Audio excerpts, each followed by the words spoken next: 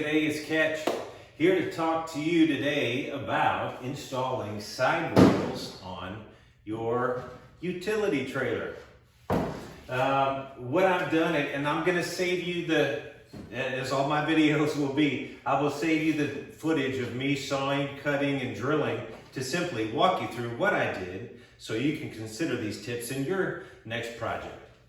So what I did is I first measured, of course, the entire length on the interior floor space of my utility trailer. This happens to be a 5.5 by 10 foot trailer, and so I did the measurements down to the nearest 1/8 of an inch, and went down to, my case, Home Depot, bought some plywood, 1/2-inch plywood, and some galvanized screws. Now, in your project, if you pursue this on a utility trailer of your own, I consider you to look around your trailer, identify 2 spots, maybe somewhat balanced, centralized in the front, back, in the front section, down the sides, rather, down in the back. 2 places where you could end up drilling holes through to create some stability. You might ask, why in the world would I put sidewalls on here? Well, I don't have any equipment to move on a regular basis, but there's times where I don't want the wind buffeting everything that's in here. For the example, a few weeks ago, I went and bought some plants that were smaller in size, and if I had this up, it would have certainly tamed down some of that buffeting on the plants. Of course, secondly, is if it's rain or muddy and I am either moving my riding lawnmower or my motorcycle, it'll help knock down some of that dirt that might come up in the front section.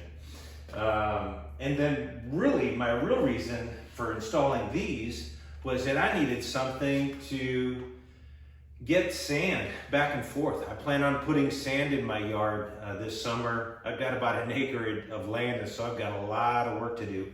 And I just want to go buy it in bulk and then get rid of one trailer's load and level that out and then get another trailer. I just don't want, 15 yards of sand dumped in my driveway. So what I did, of course, besides measuring front to back, I measured top to bottom of, in my case, it has a tube lip here. And so top to bottom down, and I have 2x8s that are pressure treated lumber in the bottom. And of course, if I were to load sand in here right now, as you might guess, sand would just leak through. So, bought a 12 by 16 foot heavy duty tarp that will serve as a liner, that when I go to the bulk material company, that I can lay this out, drape this over the side a little bit. They can pour the material in here, and then I can use the remainder that's hanging over and some string to kind of zip it up, tie it up, think like a vest.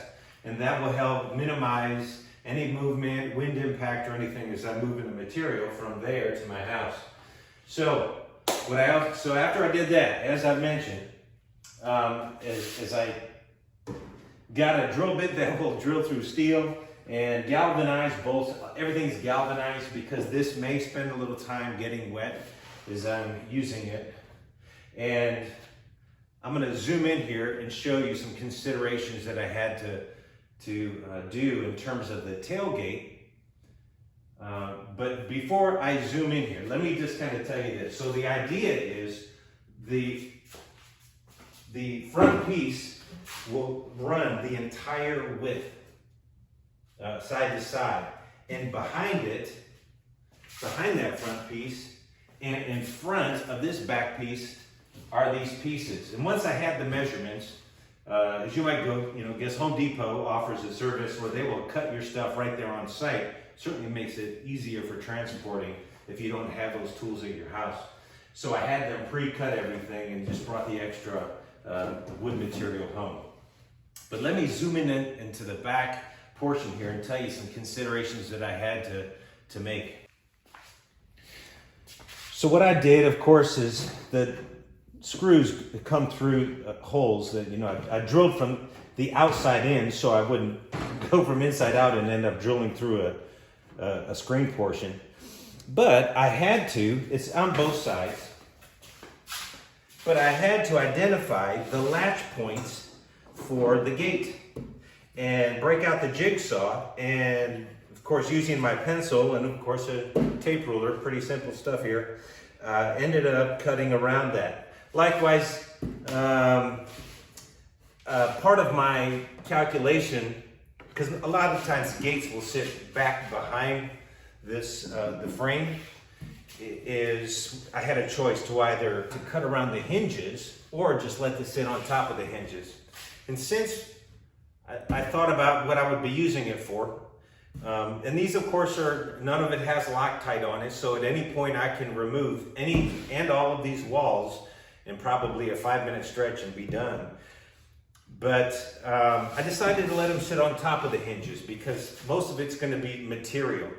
Now I could put the tarp up against this, but my concern is over the course of time and movement on the street is how is it going to impact? Is it going to start to saw away and degrade my tarp? So I said, you know what, I have the material, the wood material, let me go ahead and cut this and just make it uniform.